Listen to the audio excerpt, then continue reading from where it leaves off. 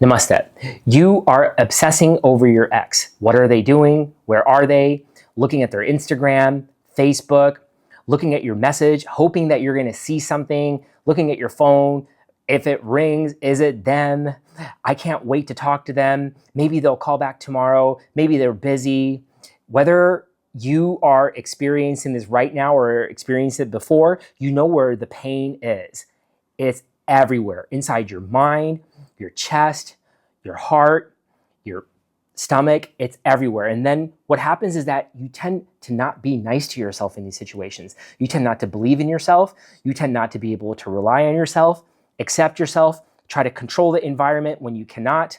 Wait, text, call, maybe even trying to call one of their family members to see if they can hook you guys back up, even talking to other exes, which may not be within your core values.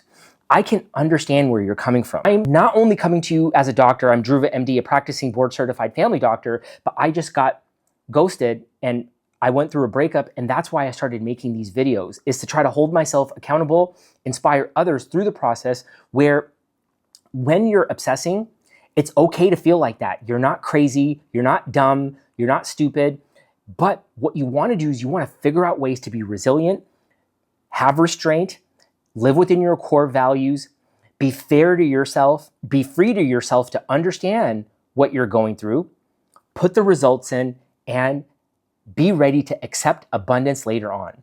And I think that God put me in this position for a reason, because I have been single for 10 years, but 3 years I was actively looking for somebody. But 7 years I was single on purpose. During this whole time, I thought I was dumb.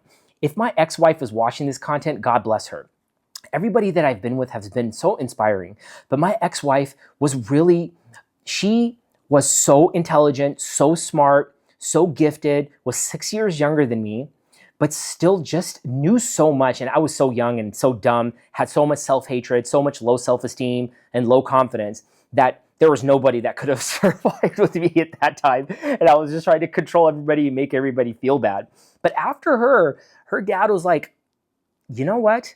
Don't hurt anybody else. And, you know, we would blame each other, talk bad to each other, talk bad to each other's friends, try to look for validation. But I was like, you know what? There's something that's not right here. And that's when I became single. And that's when I started developing these writing techniques. And I would write all the time. And I would be writing rap songs. I sing. My parents come from a singing background. And what happened was during this time, my mom had schizophrenia. I was taking care of her. My brother was on drugs. I was drinking at that time too. Later on to go to rehab, and I've been sober for almost 7 years now. But during that time when I was single, I was drinking a lot. I was doing a lot of things by myself, drinking, smoking, eating bad, because I didn't have anything else to do. I was like, I'm not going to be with somebody else until I figure out what's going on here in my mind. And that's where I started developing these writing techniques. And, you know, when you're sitting there, like scrolling through texts, looking at pictures, looking at the phone, hoping that they're going to text back, I just experienced that recently, just over the last couple of weeks. I can empathize with you. But this time, what I didn't do is I didn't be mindless to the behavior. I wasn't trying to block it out. I wasn't trying to fix it by eating bad, by drinking, by smoking, by talking bad about this person. These videos have nothing to do with anybody but me. It's only an experience that I had in the external environment, and I'm expressing to you what I'm doing behind the scenes to be the best version of myself and to feel good about myself when there's nobody here. Well, I do have my dog Suwarna, my Havanese Yorkie, and my Persian cat Ajay. My other cat, domestic short hair Spokey, is gone somewhere, but I will admit, I don't like to use the word admit, I will accept that I'm not completely alone because I have these guys. But hanging out with pets isn't the same as hanging out with like a companion. But I was single like this for 7 years, and I knew I was ready to receive love 5 years after my divorce, when I officially said that I love myself after going from self-hate to self-love. And with that said, Mind Hygiene is based on a few things that we'll talk about that have medical evidence to support them. And one is mindfulness-based stress reduction. And I did a certification in that. And that is where, you have obsession that's fueled by the brain's default mode network, which loops painful memories. What happens here is that mindfulness-based stress reduction, mindfulness awareness-based mindfulness-based stress reduction. Instead of calling it a stressful event, you can call it an experience. Don't try to reduce it, try to understand it. With that said, that's where mind hygiene comes in, where you write it down and you aces your life with mind hygiene. You'll find a link in the description below. It's a free PDF that you can follow along. A is accept your awareness. Okay, I'm obsessing. That's it. There's nothing else to do. On the inside, I'm hurting. On the outside, I'm pretending I'm not. C is communicate with compassion. What's the next best thing I can do that's within my core values? Me eating bad, drinking, talking to an ex, talking to a friend, blaming is not in my core values. Well, people might say that that's hard. Well, we'll come to that. E is embrace your empathy. Look, nobody sat me down, my mom and my dad, my brother, family, friends, and said, look, buddy, you're going to go through a breakup one day, and then you're going to be on a YouTube video inspiring people. You weren't too dumb to live alone that many years because you developed a process that people will be able to inspire from. But you might think that you're dumb. And you know, some of these thoughts are always coming through my head. And that's where I'm like, look, if I take the next best action step, I walk into the gym for 1 second, I do a push-up for 1 second, I eat less for 1 second, I write for 1 second, I've shown myself compassion effectively at that moment. I don't care what happens after that because I didn't want to do any of these things. And that's where you develop these neuroplastic connections in the brain where you start understanding and rewiring your whole process. And that's where you embrace it with empathy. S is to soften the process. Don't make it seem like it's hard. If it's painful, understand. You can say, if it's painful, what can I do for it to be painless? Is writing painful about it? Or is it more painful to just experience it all day long, hoping that they're going to come back to you? And that's where mindfulness-based cognitive behavioral therapy comes in too, and a metacognitive behavioral therapy, one of my favorites. So with these narcissistic traits, have you ever said that you're great? Have you ever said that you're good, that you can do well? Those are narcissistic traits. You should not be talking to people who say that that person is a narcissist. Why is that? Because now what you're doing is you're not understanding what you could have done in that situation, that thereby not being the best version of yourself, thereby maybe resenting yourself implicitly, not knowing it because you haven't written it down enough times. You could talk to the whole world. Okay, I've been to cognitive behavioral, dialectical behavioral, eye movement desensitization, rational emotive behavioral therapy, metacognitive behavioral therapy. I have a certification in mindfulness-based stress reduction. But the biggest value I bring to you here is not talking to anybody about anything until I've written it down, maybe even 100 times. Now you're like, man, this guy's intense. He's too much. This is too difficult. Well, is it too difficult to be in resentment and to not love yourself and to not understand what you could have done better and then to go into a relationship to inspire somebody else and empower them? Or are you going to be maybe an individual who's going to disempower other people because you resent somebody else and you say that they're a narcissist? Well, what have you done? For example, blaming lack of empathy is a narcissistic trait. Has there ever been a time where you were like, that person is bad and it's because of them? That's narcissistic. That means you're not empathetic. For example, my dad would hit me. Well, let me understand what happened. My dad's dad would beat him even more. My dad's dad, my grandfather's dad would hit him too because they were under British rule at the time. My great-grandfather was in some type of a British colony. I don't know the full story, so I'm putting my own Indian masala on it. and then what happens is that there's this generational, what people call trauma. Those narcissistic traits that everybody possesses, if you don't accept what you've done or embrace what you could be doing, you don't want to be talking to people who are blaming. That's metacognitive behavioral therapy. Metacognitive. Meta is you have a big understanding, cognitive. What's going on? Behavior. I'm talking to somebody bad, eating bad, drinking, not doing things within my values, smoking weed, microdosing on this, saying that this works, saying that they're a problem, oh, they're not compassionate, they're not empathetic. That's all a big waste of time.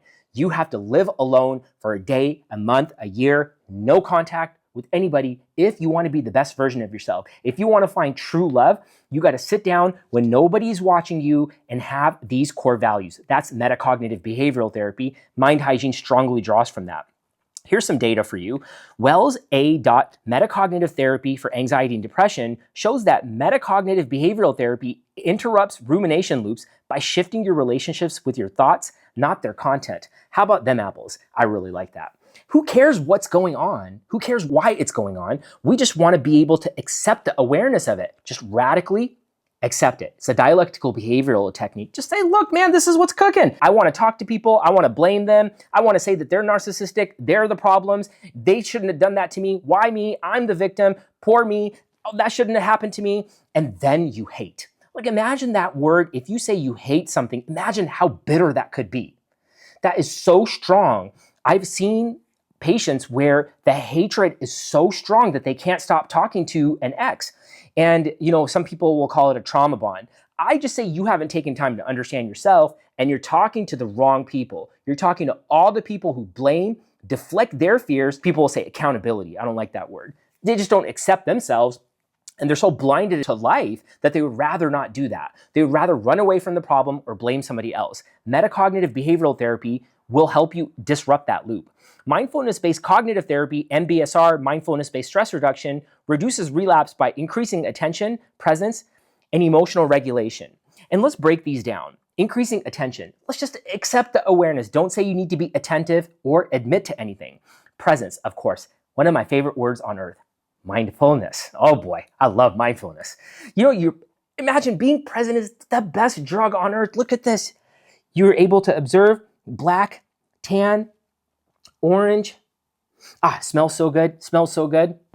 My cologne smells good. I like to wear cologne at home. I thought it was embarrassing before, but I've been wearing cologne by myself for so many years. Well, there's a little mindfulness technique. I accept it. I don't need to have anybody validate that.